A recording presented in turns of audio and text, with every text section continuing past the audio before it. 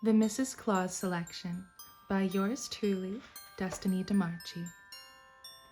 It was the day after Christmas, and through all the snow and cheer, not one creature was silent, not even the reindeer. For the old Mrs. Claus did meet an unfortunate fate last year, and her position was too vital to leave empty for one more midnight clear. The North had never been so busy. The Queen candidates were almost here. Chapter 1. The Emerald Letter. I stood in the gently falling snow at the long-abandoned station, tipsy from eggnog and feeling more foolish each minute that ticked by. The strange letter that appeared under my Christmas tree this morning had said that a train would arrive at this station at precisely midnight, as I had been selected as a Mrs. Claus candidate.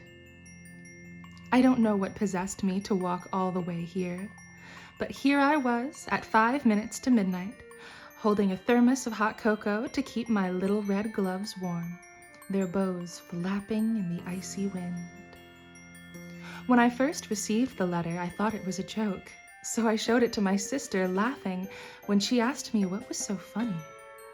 The beautiful emerald green letter with hand-painted holly and mistletoe decorating the edges was entirely blank to her eyes. Nothing more than a piece of aged parchment. From that point on, I wondered if I was going crazy, but held on to a small part of my heart that still believed in Yuletide magic. I didn't know what to do, so I read the letter aloud, and she only grew more amused. It was her turn to laugh now, asking me if this was some dream I had. She started reminiscing about how I had always loved Santa and wanted to truly meet him, not just some man in the mall, the real Santa from the movies and books. As a child, I would scream and cry when put on an imposter's lap, and I wouldn't calm down, even when he asked what I wanted this year. Once I had accused the poor mall employee of being a liar so loudly that the line full of children heard. When he denied it, I ripped off his fake curly white beard, causing 50 kids to cry all at once. The mall became a madhouse in an instant, all during the Christmas rush, no less. She never let me live it down, laughing into her hot cocoa as she told the story every holiday season. The letter flapped in my hand as the snowfall grew heavier and the wind grew louder.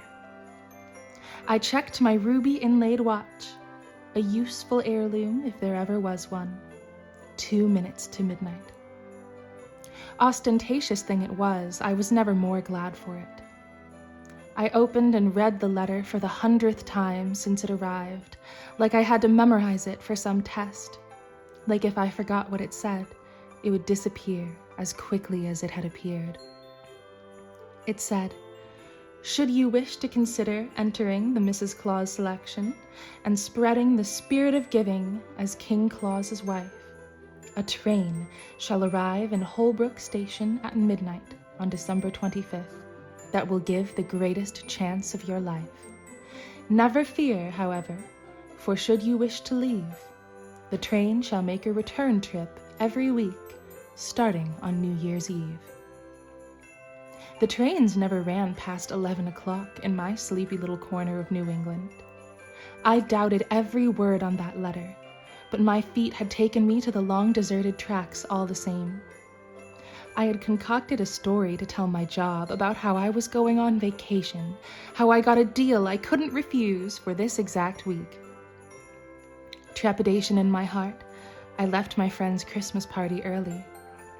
I figured this was a silly little indulgence and was sure to tell my sister exactly where I was taking a walk in case everything was some terrible scam. It was she who made me the hot cocoa that was keeping my hands from shaking, the comforting recipe I remembered from our childhood. Taking a little sip steadied me. I checked my watch. 10 seconds, 5 seconds, midnight.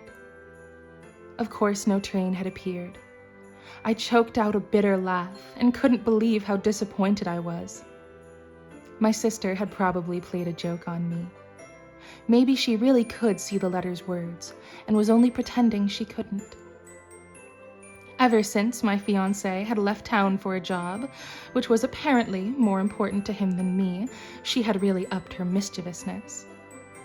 I couldn't deny that chasing her around the living room with a pillow because she had stolen my phone again was better than moping around. I turned around and began the walk back to Jennifer's Christmas party, knowing my eggnog-drunk friends would be long passed out. Just then, there was a jingle of bells and a rush of air. I turned around, wind whipping my hair into my eyes, and saw an unbelievable sight. A thin man, surely no taller than my chin, dressed in a swirly, striped red and white suit, was hanging off the side of a glittering train.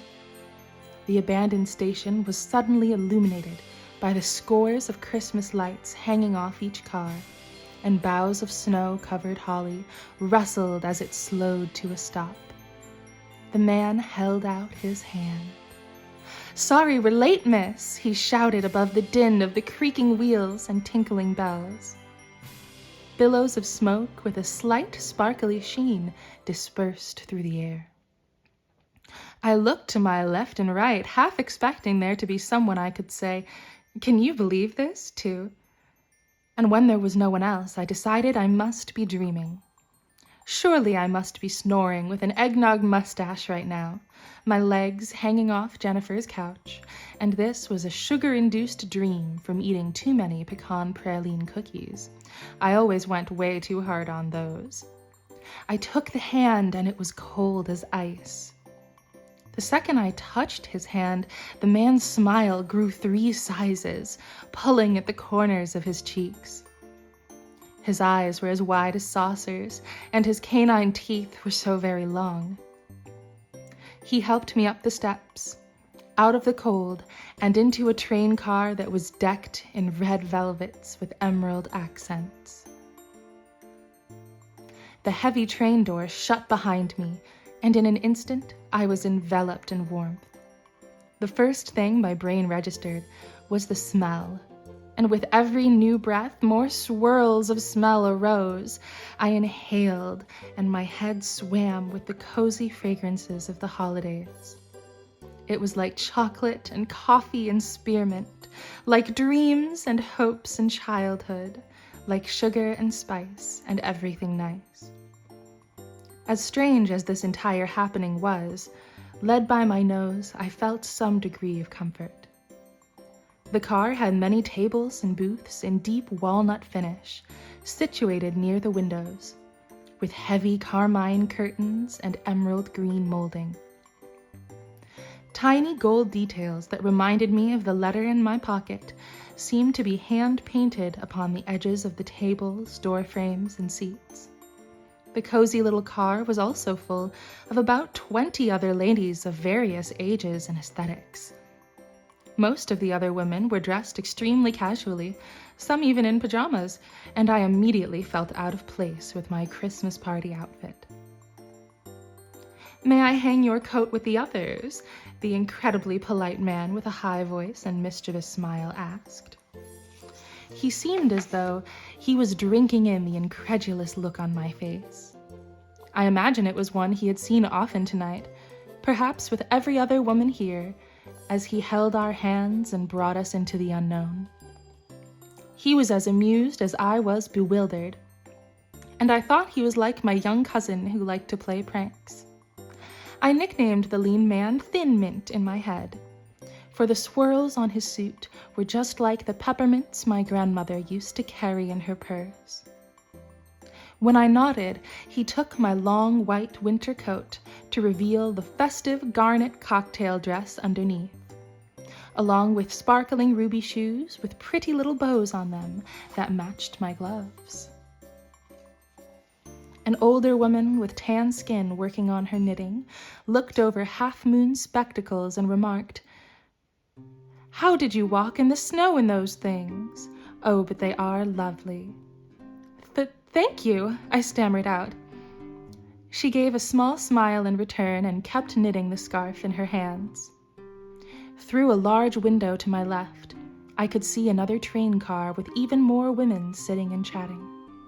To my right, a small window revealed what must be a control room, where a woman with deep maroon hands and black hair was conducting the train. I decided to take the seat across from the older woman, as it was nearest to me anyway. Thin Mint gave the window near the front of the train a little tap-tap. There was no great whistling, as I would expect of a train, only the ringing of many bells before the train lurched forward and upward. I immediately gasped as a woman with shiny black hair across the aisle told me in a high-pitched California girl voice, "Hang on, girl!" I clutched the booth for dear life and saw the lights of my little town get smaller and smaller. My stomach did flips and somersaults and did not stick the landing. I felt so sick. It moved impossibly fast for a train, even faster than a plane taking off. We rose higher and higher. My breathing grew heavy, and even so, my curiosity got the better of me. "Excuse me," I tugged on the sleeve of the busy, swirl-suited man who had grabbed my hand earlier and pulled me onto the train. Desperate for answers I hoped he could provide, I quickly asked, "How does any of this work? A Christmas miracle? Pixie dust?" "All questions will be answered when we get to the northern lands." Thin Mint smiled wide, pausing for a moment between wiping tables down. The others around me looked surprised. It seemed he had managed to avoid giving any answers as to where we were really going before this point. One middle-aged lady in a feather boa seemed to have fainted instantly, though I couldn't tell if it was just for dramatic effect. But luckily, her seatmate with star-shaped afro puffs caught her head so it didn't bang on the wooden table. In a few seconds, when she came to, she stuttered, So, we are really going all the way to the North Pole?" "Not exactly, ugh!" Thin Mint grabbed his hair. "I knew I shouldn't have said anything else." At the same time he allowed himself that expression of distress, the train shook for the first time.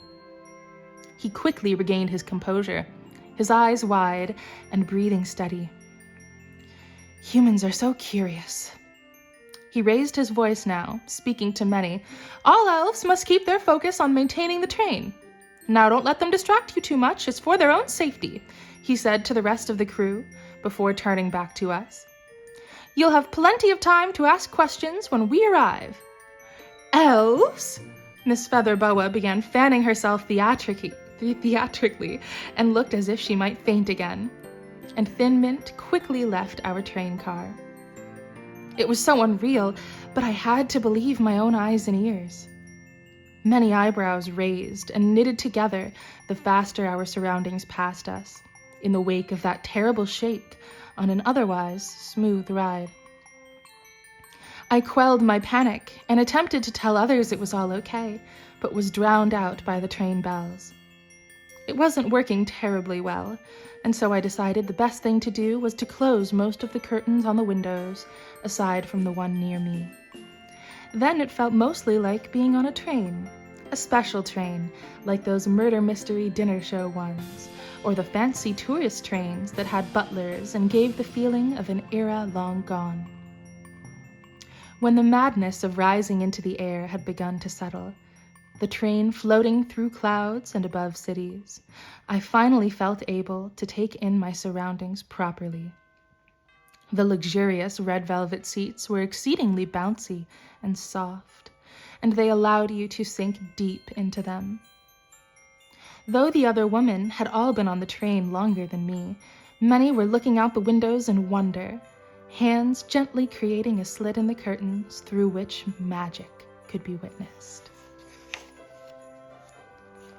"Are you all right? What was your name, dear?" the older woman across from me said when we began to calm down. "Oh, I'm sorry. Yes, I'm fine. I'm Clarabelle, but everyone calls me Clara. And you?" She laughed a little, her wrinkles and laugh lines adding so much character to her face as she did. She was so very pretty. Not just lovely for her age, but lovely itself. I am Juana, but everyone calls me Abuelita. Her soft intonation made her words sound a bit like a song. I remembered my mother telling me that if someone was kind for many years, they would always be beautiful because of, rather than despite, their age. Abuelita reminded me of that fact. "Did you get the same letter?" I asked her, and she nodded in reply. She didn't bother asking me exactly what my letter looked like or said. I could only assume, since I seemed to be the last woman picked up by the train, they had already compared letters. I looked around at the other candidates and couldn't really imagine seeing them as some sort of competition in that moment. Weren't we all just normal girls on an adventure, a magical adventure, leaving our old lives behind, if only for a night? It was like something out of a Christmas movie, one that you saw as a child through sleep-blurred eyes on the television at 3 a.m. The other women were of a wide variety of backgrounds, or so it seemed from their clothing, their style of bag, and their accessories. Had this train traveled all around the globe in one single night? Or were we all Americans like I was, all pieces of the great melting pot, brought together in one nervous soup? I knew exactly what I needed to calm that nervousness. The amazing smell had tantalized my nose for too long, and I turned my attention to the menu on the table in front of Abuelita and I. Some of the people, who were apparently called elves, according to Thin Mint, were rushing back and forth. I managed to stop one nimble-fingered woman with puffy black curls, holding many drinks at once. "Could I trouble you for a hazelnut latte?" I was still wrapping my head around the fact that I was in the midst of elves, considering they looked so human, if shorter than most people. Perhaps their ears were also a little pointier. Of course, of course, of course," she chirped back at me as she deftly put drinks down on nearby tables without spilling a drop, even as the train moved slightly back and forth. At least it wasn't shaking like a plane in a severe storm anymore. Wait, what would happen to this train if there were a storm in the sky? Does whatever magic that keeps us afloat protect us from lightning? My thoughts were interrupted as black curls entered my vision once more, and a hazelnut latte appeared in front of me in a flash. When I looked down, there was a Christmas tree etched in the foam of my latte, far too detailed for one drawn on a moving train. There were even tiny little Christmas ornaments hanging from the cream branches, with squiggles serving as designs on the coffee baubles, and a perfect star of sugar that must have been done with a stencil, or perhaps magic. It was hard to acclimate to the fact that magic must exist. I resolved not to think about it too hard, until we were out of the air and I could ask some real questions of Thin Mint. He was busy, apparently, personally serving the Californian girl with black hair treat after treat. He was an odd duck, but I had bigger concerns. Right now, my latte called me, and it was delicious. One of my favorite parts of the holidays is the abundance of my favorite flavors. Hazelnut, chestnut, and pecan-flavored things were just so much easier to find during the cold months. Other people in the car must share my predilection, given the new smells rising in the air.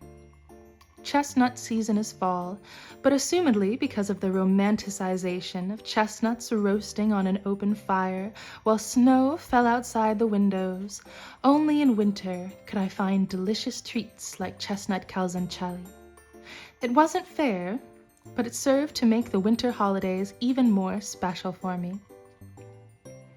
Abuelita must have seen the expression on my face, because she smiled conspiratorially and asked me, "It's good, right?" I had one a few stops ago. I've moved on to a peppermint schnapps now. I highly recommend, especially with these chocolate thingies. She waved a milk chocolate-dipped butter cookie before taking a bite, following it up with a swig from her cup. butter, milk, chocolate, and strong alcoholic peppermint all together? Any other time, I might have tried it, but not on a moving train. I think after I finish this one, I'll just want another, I replied, and took another sip. The flavor melted across my tongue, decadent and indulgent. Maybe it was just the adrenaline of the night, but it might have been the best hazelnut latte I had ever had. I envied the older lady for her busy hands.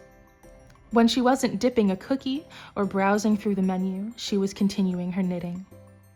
If I had known all of this was real, that I wasn't just entertaining a strange prank that would likely get me kidnapped at midnight in an abandoned train station, I would have brought something to pass the time, like a travel chessboard. One girl that couldn't be older than 26, with straight blonde hair, glasses, and baggy cartoon character pajamas, began to take charge of our little train car. I'm sure you all are wondering, like I am, why we were chosen. We all looked around and nodded. Surely every woman in the world hadn't gotten this letter, or my little train station would have been very crowded. My sister, at least, would have told me if she received one. I suggest, said the girl, sounding serious and intelligent, we approach this empirically. I will say something true about myself, and if it's true for you too, raise your hand. Are we all on board to play this little game? Most of us nodded again, though some looked down at apps on their Wi-Fi-less phones, or simply out the window in disinterest. One woman on her phone was wearing fashionable modern clothes I couldn't help but stare at. She was middle-aged, but with those beachy bleach blonde waves, she could have been a model in those big pink fashion shows. She had 3 empty cups of black coffee in front of her that an elf quickly swept up. Well, let me start with the most obvious. I speak English. All players raised their hands, despite our obviously different nationalities. This makes sense, I suppose, she continued. It is the most spoken language in the world, after all. I was surprised. I didn't know that fact. I had thought that the most spoken language in the world was likely Chinese or one of the many spoken languages in India, given those countries were the most populous. I was immediately intrigued by this girl and wanted to be her friend if it was possible, in a strange environment like this. She was the kind that would give the best no-nonsense advice, I could tell. The second most obvious, I am unmarried, but I might like to have a husband someday. All hands went up, of course. For that matter, I have never been married at all. Only about half the hands went up. Most of those whose hands were down seemed to be older than me, if I had to guess. Some women who looked younger than me kept their hands down as well. Interesting, she exclaimed, and began scribbling on a legal pad. We can all say statements about ourselves. Let's keep it going. This one is obvious too. A lady in a fluffy blue dress and blonde curls said in a vaguely European accent I couldn't quite place. But Christmas is my favorite holiday.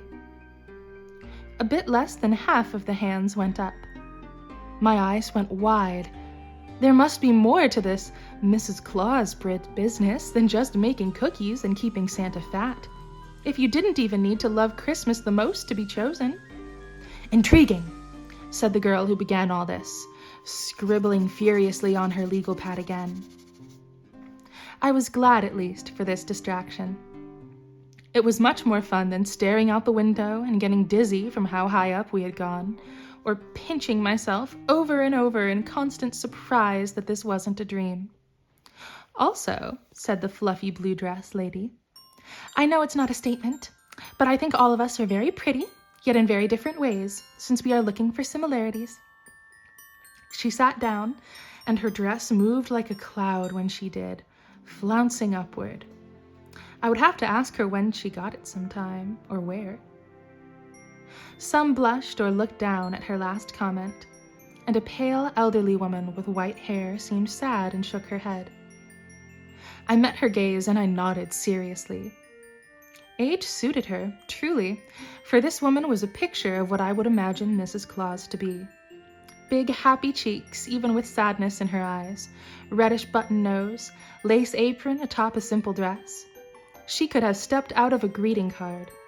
If the future Mrs. Claus were to be chosen based on typecast, like an actress for a role, none of the rest of us had even a ghost of a chance. I spoke up, inspired by the earlier statement on Christmas. I like holidays, like in general.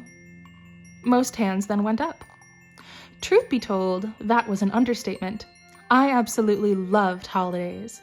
Their traditions, their foods, their clothes. It was part of why I applied for my job at Bernard's Boutique in the first place. Clothes were such an important part of so many different traditions.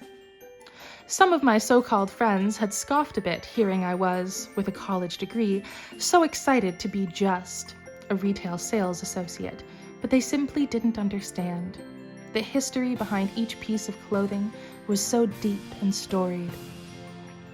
The woman with shiny black hair, almond eyes, and a Californian accent who told me to hang on earlier piped up. "Hi, I'm Tiffany, and I'm American. Half American, but still American." Only a few hands raised with my own. She continued, "Oh, and English is my second language." Many hands rose while I kept mine neatly on my lap. The women surrounding me were so varied and interesting. I knew some French and Spanish, but any attempt to speak those languages quickly in a fluent conversation would leave me embarrassed. The scribbling became even more intense. I went to sit beside Miss Legal Pad for a moment, saying "excuse me" to Abuelita, who nodded as I rose, and held out my hand to the blonde and ink-stained girl, introducing myself. "I'm Ella," she replied, but her attention stayed fixed on the rest of the train car, on who might speak up next, not on me. "Do you mind if I take a look?" I gestured to her legal pad. "Please." Ella slid it over to me, and I took in the very neatly organized diagrams, showing each question and where we all overlapped as a group. "These are incredible," I exclaimed. "Are you a PhD student or something?" She smiled at me for the first time, eyes flashing with pride behind her glasses. "I'm in law school now, but I hope to be a Juris Doctor someday. That reminds me." And then she raised her voice to speak to the entire car again. "I am actively in my secondary education." Only a few hands went up. So maybe we don't have that many active responsibilities. Ella looked thoughtful for a moment, making another louder statement. "I have no children or pets." All hands up. "I knew it! Interesting again." The rest also had nothing more captivating to do, I suppose, since those elves running the train were dipping in and out with sweets, or taking stock of things rather than speaking to us at length. And so the game continued in this way for some time. The mood became jovial and comfortable, as if we were getting to know more about each other in such a simple way. If more of us were sipping alcoholic beverages, I would have suggested we make it a drinking game. I was incredibly glad Ella had suggested it, but she seemed far more interested in mapping things out and writing them down than just getting to know everyone else. Maybe if I woke up tomorrow and we were still surrounded by magic, I'd have to take greater interest in the particulars as well, just to make sense of everything. As of this moment, I still wasn't entirely convinced this wasn't some elaborate prank by a TV studio with a big set and an even bigger budget. The windows being screens projecting a winter dreamscape would make far more sense than us truly being in a train flying through the sky. Maybe all the elves were paid actors, and that's why Thin Mint looked like he was stifling laughter at my wonder. This explanation was flimsy, though, and in truth, he just seemed like he was joyful because of my curiosity and glee. People who could truly bask in the joy of others were so rare, and yet all the elves seemed to be doing so. becoming happier the more jovial our girl group became. Would the North? Finmint hadn't said North Pole, come to think of it. Be full of people so wonderful? We continued the game for at least an hour and discovered that all of us participating in this train car were between the ages of 26 and 82. Additionally, we all had some form of secondary education, be that college or pastry school or an apprenticeship. We explored many other routes, like eye color or shoe size, or whether we preferred cats or dogs, but all of them ended up being dead ends. I suspected there were more similarities between us we hadn't yet uncovered, but it was hard to put my finger on what they might be. It was like an energy, a vibe, a feeling. Nothing I could reliably put into words by simply asking if someone went to college or how old they were.